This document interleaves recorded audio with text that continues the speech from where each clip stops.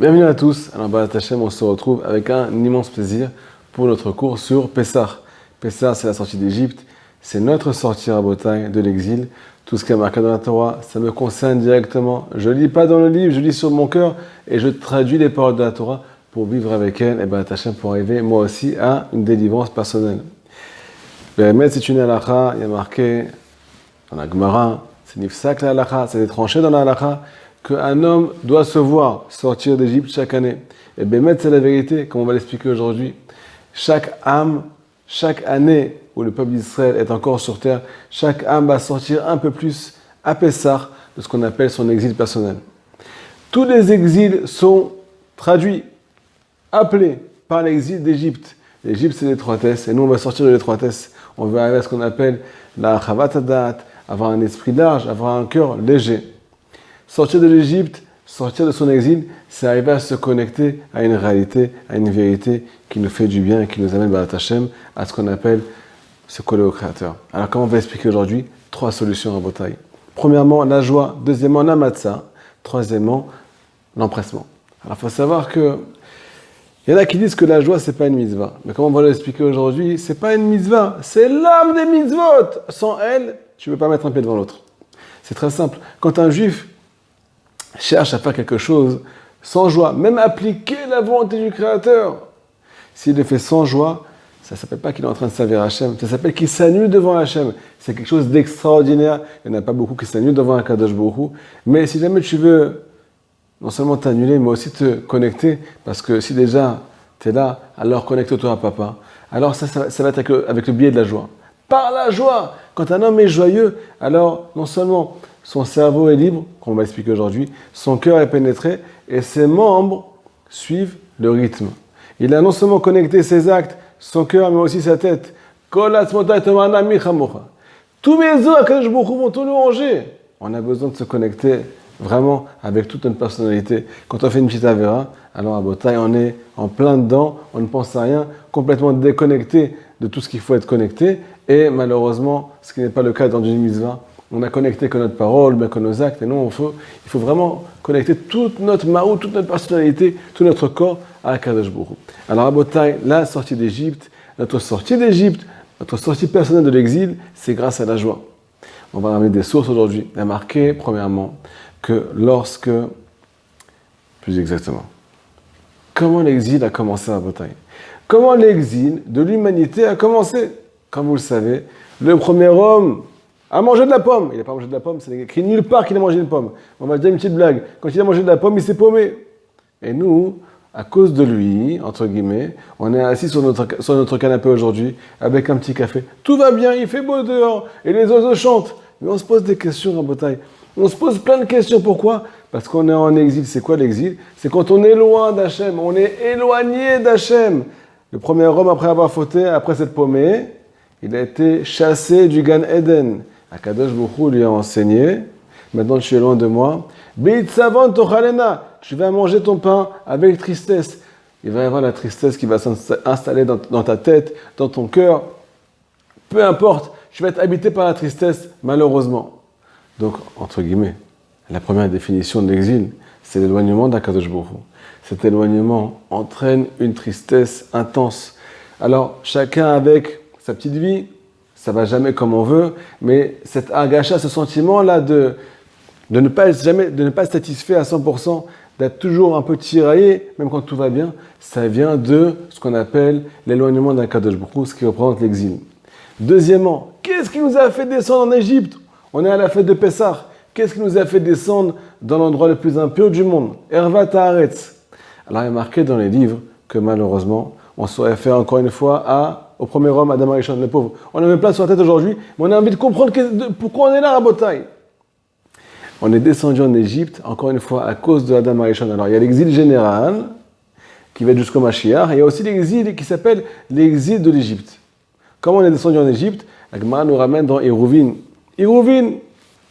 que le premier homme a essayé de réparer la faute originelle. Il s'est éloigné de sa femme, il s'est séparé de sa femme pendant plus de 100 ans.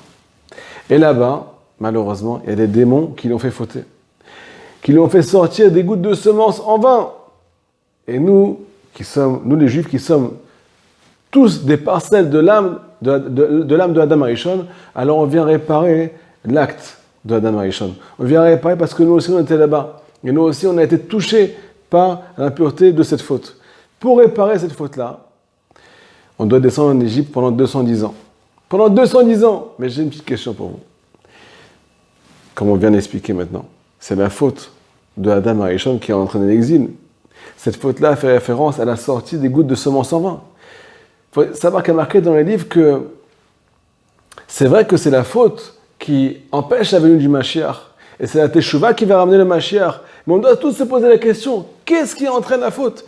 Qu'est-ce qui entraîne plus particulièrement la faute de ce qu'on appelle la semence en vin? Ce qui touche la majorité, si ce n'est pas le 3/4, si ce n'est pas 99% de la population, Chazal Shalom. Il faut savoir qu'il est marqué dans les livres que ce qui entraîne la faute, c'est la tristesse. Donc si on résume en 2 mots ce qu'on vient de dire, c'est la faute qui a entraîné l'exil, mais qu'est-ce qui a entraîné la faute? C'est la tristesse. En particulier cette faute. Donc c'est la tristesse qui est synonyme d'exil. Nous on veut se sortir de l'exil. Et là, Rabbi Nachman de Breslev nous ramène le pasuk qui besimcha tetzeu. Besimcha tetzeu. Vous allez sortir, il n'est pas marqué avec joie. Vous allez sortir besimcha, par le biais de la joie. C'est par le biais de la joie qu'on arrive à sortir de l'exil. Vraiment, on veut comprendre ici de quoi il s'agit. Si la tristesse est synonyme d'exil, c'est elle qui entraîne l'exil. Alors la joie va prendre les choses à sa source, elle va nous sortir de l'exil, même si on est encore en plein dedans. Même si le Mashiach n'est pas encore venu. Chacun peut arriver à une délivrance personnelle. Vraiment personnelle. Chacun à son niveau. Plus il va se rentrer dans la joie, plus il va arriver à une délivrance intérieure. On a marqué dans l'Ikutei Moharan qu'un homme ne peut pas contrôler sa pensée. La pensée qui est la source des actes. Un homme, avant d'agir, il pense, il désire. C'est après que l'acte vient. Me dit Rabbi Nachman, comment tu peux être maître de ta pensée? Comment tu peux diriger tes pensées, diriger tes désirs et diriger tout ce qui te prend la tête toute la journée? C'est que quand tu es joyeux. Celui qui est joyeux a ce qu'on appelle le moach qui est libre. Il a le cerveau qui est libre. Il arrive à tout gérer, il arrive à prendre des bonnes décisions, il arrive à avancer, il est organisé et ainsi de suite. C'est la joie qui nous sort d'Égypte selon la Chassidoute. Tout va commencer par la pensée. Tout va commencer par la pensée. Les mitzvot, les averot, l'exil, la délivrance, tout. Donc là, on est arrivé en 2 mots à dire que Besimcha tetzeu, c'est grâce à la joie qu'on va pouvoir faire un pas en avant. Mais là, on va donner ce qu'on appelle une deuxième solution pour pouvoir conserver la joie. Parce que la joie, des fois, elle nous pénètre, mais malheureusement, quelques secondes après, quelques minutes après, quelques jours après avoir entendu un joli chiour, ou bien avoir été réveillé et avoir été persuadé et convaincu que c'est ça qui va nous aider véritablement. Et pas autre chose, et aucune solution, à part se réjouir avec Akadosh Baruch Hu et accepter sa volonté. On va donner un petit médicament, B'ezrat Hashem, qui va nous aider à conserver cette joie-là et qu'elle ne soit pas atteinte par le mauvais penchant, par le Yetzer Hara. Alors la matzah, avant de vous parler de la matzah, j'aimerais vous ramener les propos du Zohar HaKadosh. Le Zohar nous enseigne que le peuple d'Israël a été délivré de ce qu'on appelle l'Égypte. Baruch Hashem. Mais on a un chidouche à vous dire aujourd'hui. Ils ont non seulement été délivrés d'Égypte, mais aussi délivrés de ce qu'on appelle le Chametz. Le Chametz, c'est le levain. Le levain qui nous éloigne du divin, comme on va l'expliquer aujourd'hui. Ils ont été délivrés de la pâte à pain. Imaginez-vous, 210 ans d'esclavage dans une pâte à pain, noyés dans le Chametz. C'est ce qu'on vient d'expliquer maintenant. Le peuple d'Israël est sorti de ce qu'on appelle le levain. Et c'est ça qui l'a aidé à se diriger vers la terre d'Israël. Deuxièmement, il faut savoir que le peuple d'Israël n'est pas seulement sorti d'Égypte avec de la matzah, le pain n'a pas eu le temps de lever, ainsi de suite. C'est grâce à la matzah qu'ils sont sortis d'Égypte, comme on va l'expliquer. Alors là, on se pose la question. Qu'est-ce que la Torah contre une bonne baguette? Du pain. C'est bon le pain, c'est croustillant. Une bonne baguette bien croustillante, avec du beurre, de la confiture. Imaginez-vous le kiff. Pendant 7 jours, tu fais le régime. Balirae, balimassé. Ni tu le trouves le chametz, ni tu le vois le chametz. Et attention à toi. Si tu trouves un bout de pain dans ta maison. Alors là, qu'est-ce qui va se passer? On se pose la question, qu'est-ce que la Torah a contre le pain? Il faut savoir qu'il y a marqué dans le livre saint que le chametz, le levain, nous éloigne du divin. Pourquoi nous éloigne du divin? Parce qu'il fait référence à la tristesse. Quel est le rapport entre le chametz, le divin et la tristesse? Alors, au cas où vous ne le savez pas, la tristesse commence par ce qu'on appelle la fermentation. Selon Rabbi Nachman de Breslev, le chametz, c'est la fermentation de l'esprit. Quand tu laisses fermenter ton esprit, Tu passes d'une idée à l'autre, d'un souci à l'autre. Tu fais des connotations. Ça n'a pas été hier, donc ça n'ira pas aujourd'hui, donc ça n'ira pas dans un an, donc je ne vais jamais m'en sortir, et ainsi de suite. Là, tu tombes dans la tristesse. Tu te noies dans un verre d'eau. Tu es entouré de tes amis, tout va très bien. Ils se posent la question, mais pourquoi celui-là a fait la tronche? Il a tout pour être heureux. Alors pourquoi il est blanc comme ça? Pourquoi il est mchal comme ça? Et ils ne savent pas en fait que c'est vrai que tout va bien, mais à l'intérieur, tu es en exil. Tu es en train de faire monter, tu es en train de penser de faire un pull, de coudre une pensée à l'autre. Et là, qu'est-ce qui se passe? Tu te déconnectes de ce qu'on appelle la délivrance, de ce qu'on appelle la liberté. La liberté, selon Rabbi Nachman, comme on l'a expliqué tout à l'heure, ça passe par la joie. La joie te connecte à la liberté. Et à l'inverse, le chametz, la fermentation, te fait tomber dans la tristesse. Parce que plus tu réfléchis, plus tu es lourd, plus tu es pâteux, plus tu es gonflé. Et elle te gonfle, ça te gonfle le chametz. Et après, quand tu es gonflé, tu gonfles les autres. Donc tu ne montes pas d'air. Et là, qu'est-ce qu'on arrive? On arrive à Pessah. On arrive à Pessah. On nous demande de ne pas manger de travail pendant 7 jours pour garder ce qu'on appelle l'esprit libre. Sortir d'Égypte avec la liberté. Et le remède, à l'inverse, c'est la matzah. La matzah, elle est plate. Elle est simple. Elle est belle, elle est croustillante, elle est pleine de vie. Il est marqué dans la halakha qu'une pâte qui n'a pas été laissée pendant 18 minutes, alors elle a le statut de ce qu'on appelle matzah. On pourra l'utiliser pour faire une matzah. 18 minutes rabotage, c'est la même valeur numérique que chai. Chai, c'est la vie. La matzah, elle est croustillante. Elle est pleine de vie. Pourquoi elle est pleine de vie? Parce qu'elle nous aide à plus réfléchir. Elle n'a pas levé, c'est un pas qui n'a pas monté à Botaï. C'est une pâte qui n'a pas monté, qui n'a pas fermenté. Donc c'est elle en fait qui nous délivre. Donc là, on peut comprendre, mais mettre les paroles du Zohar Kadosh. Le peuple d'Israël est sorti d'Égypte, c'est vrai, mais il est encore plus sorti de ce qu'on appelle le chametz. Le levain, il nous a gonflé à Botaï, il nous a laissé dans une pâte, il nous a fait patauger, il nous a noyé dans ce qu'on appelle la fermentation.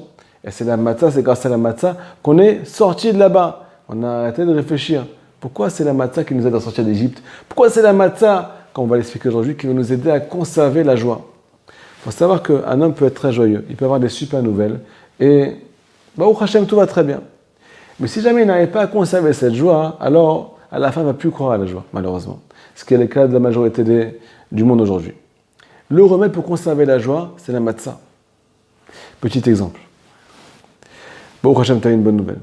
Si jamais tu commences à réfléchir, est-ce que ça va durer? Est-ce que ça va marcher? Et ainsi de suite. Alors, même si tout est ouvert devant toi, eh ben, tu vas tomber à ce qu'on appelle l'exil. Tu vas peut-être gâcher des bonnes nouvelles, gâcher maintenant un événement, gâcher des choses qui sont extraordinaires, des choses qui sont prévues pour toi. Troisièmement, l'empressement. Le peuple d'Israël est sorti d'Égypte et nous, on va aussi sortir d'Égypte grâce à l'empressement. Ils sont sortis de Bechipazon, ils ne pouvaient pas rester encore une seconde là-bas. Pourquoi? Parce qu'il y a une bonne nouvelle maintenant. Si tu commences à réfléchir, tu vas rester là-bas. Ce soir-là, on ne pourra pas être suisse. Pourquoi on ne peut pas être suisse le soir de Pessah? Parce que les Suisses, ils ont l'habitude de dire « Il n'y a pas le feu au lac ». Et là, à Bota, il y a le feu. Quand on quitte le mal, quand on quitte 210 ans d'exil, quand on quitte des valises, quand on quitte une façon de penser qui nous attache à notre passé, alors là, qu'est-ce qui se passe? On doit fuir de cet endroit. On doit fuir le mal. On doit fuir les épreuves. Pourquoi? Parce que plus tu t'éloignes du mal, plus tu es loin de lui, plus tu arrives à percevoir le bien, plus tu arrives à percevoir la bonté et la main d'Akadosh Baruch Hu dans ta vie. Donc en 2 mots, quand il y a des bonnes nouvelles, on ne se pose pas de questions et on s'enfuit. Et là, à Bataille, on arrive à une délivrance personnelle et générale. Bezrat Hashem, Chag Sameach.